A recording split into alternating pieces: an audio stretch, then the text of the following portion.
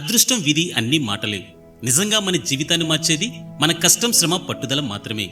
ఏంటి నిజం కాదా? అయితే ఈ కథ వినండి.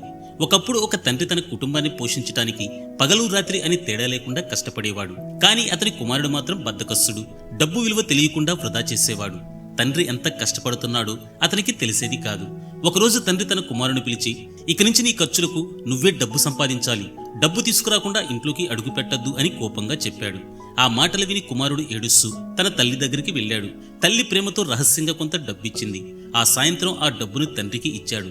తండ్రి చిరునవ్వుతో, ఈ డబ్బుని తీసుకెళ్లి బావిలో పడయ్యి అని అన్నాడు. కొడుకు ఏం మాట్లాడకుండా ఆ డబ్బును బావిలో పడేశాడు.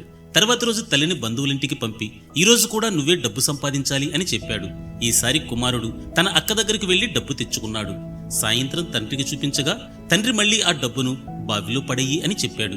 ఈసారి కుమారుడు కాస్త కోపంగా ఆ డబ్బును బావిలో వేశాడు. మూడో రోజు తండ్రి అక్కను కూడా పంపేశాడు. ఇప్పుడు కొడుక్కి ఎవరి దగ్గర డబ్బు తీసుకునే అవకాశం లేదు. ఆ కొడుకు బయటికి వెళ్లి పని కోసం వెతికాడు. చివరికి ఒక లారీలో సరుకులు దించే కష్టమైన పని దొరికింది.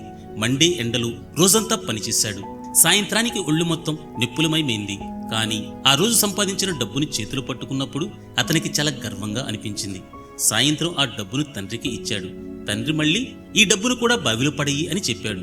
ఈసారి కుమారుడు కోపంగా, లేదు నాన్న, ఈ డబ్బు కోసం నేను చాలా కష్టపడ్డాను, నా చేతులు రక్తం కారేలా పనిచేశాను, దీన్ని నేను వృధా చెయ్యను అని తండ్రి దగ్గర నుంచి ఆ డబ్బు తీసుకున్నాడు. అప్పుడు తండ్రి నవ్వుతూ, ఇప్పుడు అర్థమైంది కదా, మనం కష్టపడి సంపాదించిన డబ్బు వృధా అయితే ఎంత బాధగా ఉంటుందో. నువ్వు రోజు నిర్లక్ష్యంగా ఖర్చు చేసే డబ్బు కోసం మేము ఇలాగే కష్టపడతాం. మా శ్రమ విలువ ఇప్పుడు నీకు తెలిసింది అని కొడుకు భుజంపై చెయ్యి వేసి చెప్పాడు. అందుకే తల్లిదండ్రుల కష్టం, త్యాగాన్ని గౌరవించాలి. వారి శ్రమను ఎప్పుడూ తేలిగ్గా తీసుకోవద్దు. కష్టపడి సంపాదించిన ప్రతి రూపాయి విలువైనదే కదా. ఏమంటారు?